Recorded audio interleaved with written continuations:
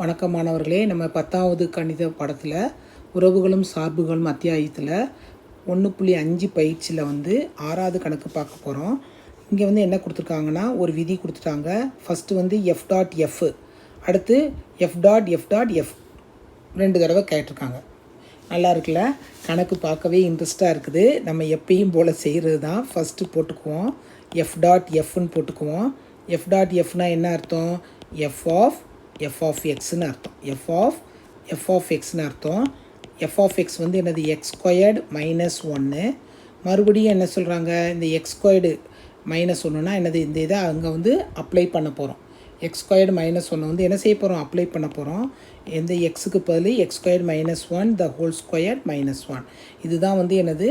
F dot f. இதை நம்ம விரித்து எழுதலாம். A minus b the whole square ஃபார்முலாவில் எழுதலாம். ஏற்கனவே அந்த ஃபார்முலா உங்களுக்கு எழுதி காமிச்சிருக்கேன், மறுபடியும் கூட காமிக்கிறேன். A minus b the whole square equal to a squared minus 2ab plus b squared.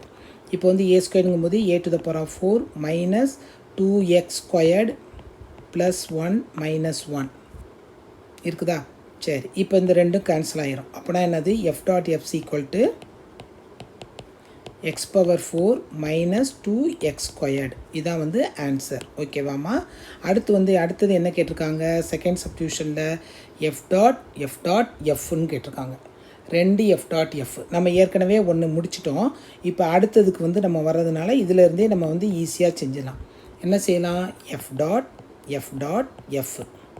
அப்போனா f dot f of x அதான அர்த்தம்.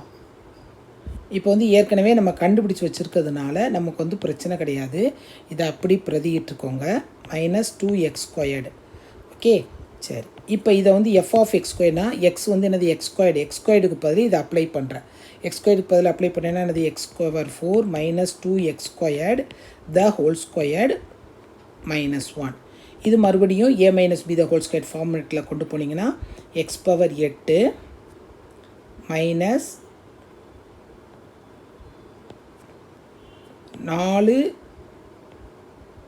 எக்ஸ் பவர் எக்ஸ் ஸ்கொயர்னு இருக்குது இல்லையா? எக்ஸ்ஒய்ங்கும் போது என்ன வரும்?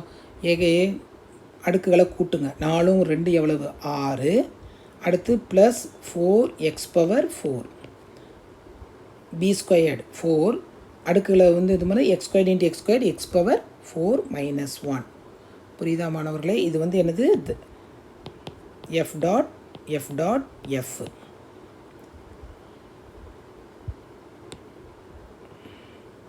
கொஞ்சம் ஃபார்முலாவை கொஞ்சம் போட்டு பாருங்கள். போட்டு பார்த்தாலே உங்களுக்கு இது எளிமையாக தெரியும். எஃப் டாட் எஃப்னா ஒரு ஸ்டெப்பு 2 ஸ்டெப்பில் வரும். இது அதையே பிரதிட்டு நம்ம ஃபார்முலா தான் அப்ளை பண்ணியிருக்கோம், வேறு ஒன்றுமே பண்ணலை. A minus b the whole square formula apply பண்ணி நம்ம கணக்கு கொண்டு வந்துட்டோம். கொஞ்சம் நிதானமாக போடுங்க, தப்பே வர சான்ஸே இருக்காது. அடுத்த கணக்கில்